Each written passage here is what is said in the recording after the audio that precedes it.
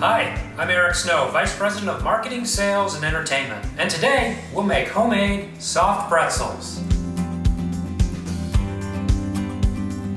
Before you get started, make sure you remove all jewelry from your hands and wash them really well. Let's get started. Mix together a 1/4 cup of sugar, 1 teaspoon of salt, 1 packet or 2 1/4 teaspoons of dry active yeast, and 1 cup of warm water. Now you want to make sure you don't use boiling water. Hot tap water or warm tap water is sufficient. So we'll mix this together until the sugar and salt have dissolved. That is good. We'll let this sit for 5 minutes.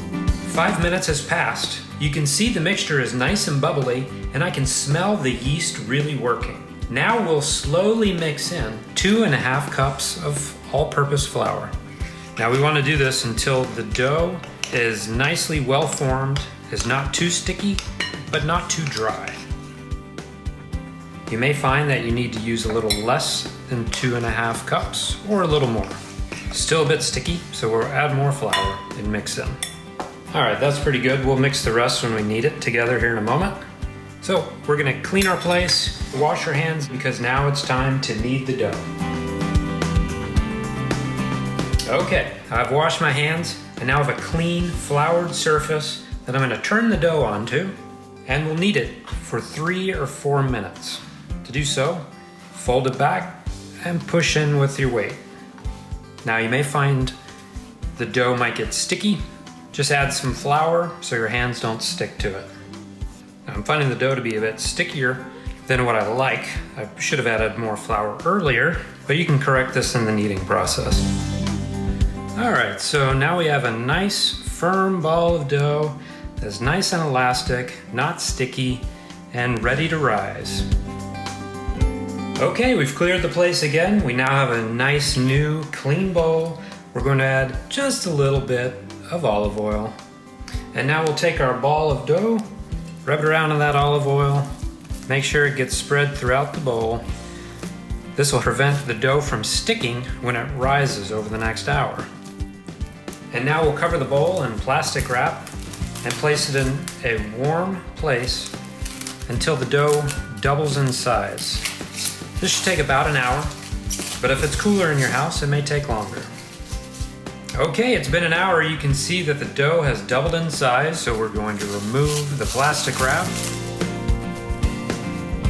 And we're gonna punch this dough down, get rid of those air bubbles. Transfer it over, and we're gonna make it into a ball, cut it into 8 equal parts. We'll take each ball of dough, roll it into a 1/2 inch rope.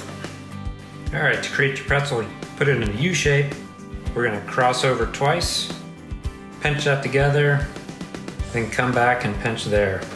Not perfect, but it doesn't matter, it's homemade.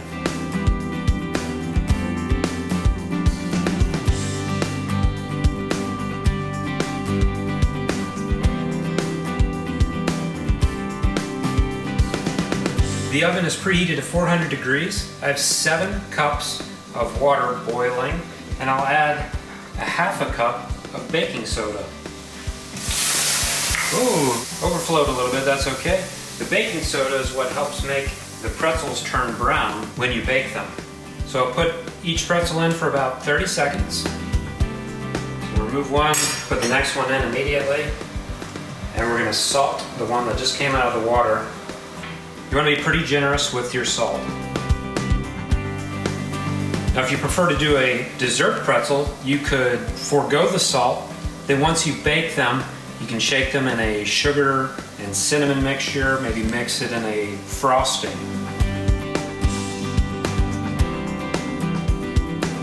All right, now the pretzel can go into the preheated 400 degree oven for 11 to 12 minutes or until brown.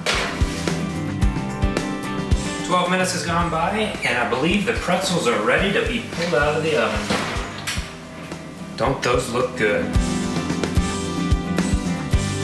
These pretzels are best when fresh. As soon as they're cool enough to eat, remove them from the pan and enjoy.